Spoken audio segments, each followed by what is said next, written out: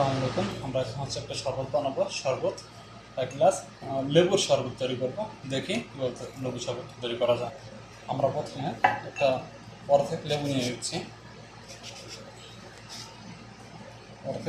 নিচ্ছি। যতটুকু আপনার প্রয়োজন হয় আপনি ততটুকু নেবেন।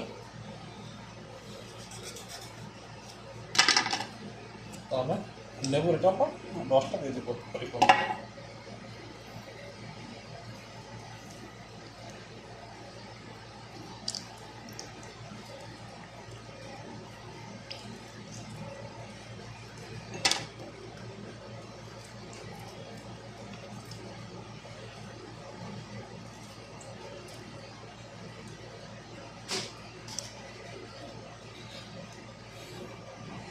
এখন হচ্ছে আমরা কিন্তু এটা পরিপূর্ণ লেবুর রস দিয়েছি।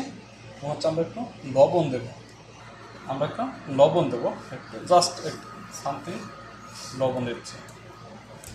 হয়ে গেছে। এখন আমরা একটু আইস দেবো, অর্থাৎ একটু বরফ দেবো। তাহলে টেস্ট একটু ভালো হবে। 2 পিস আইস দিয়ে দিলাম, অর্থাৎ আমরা 2 পিস আইস দিলাম এর মধ্যে। আমাদের আইস দেওয়া হয়ে গেছে। এখন আমরা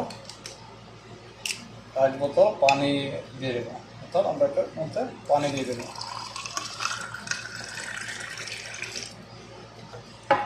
সামথিং একটু খাই রাখবো যেন আমরা নাড়াচাড়া করতে পারি।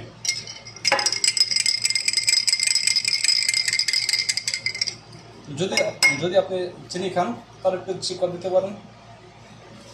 এটা হচ্ছে না, চিনি দিচ্ছি একটু, সামথিং একটু চিনি দিয়ে দিচ্ছি। চিনি নাড়াচাড়া করে দিচ্ছি।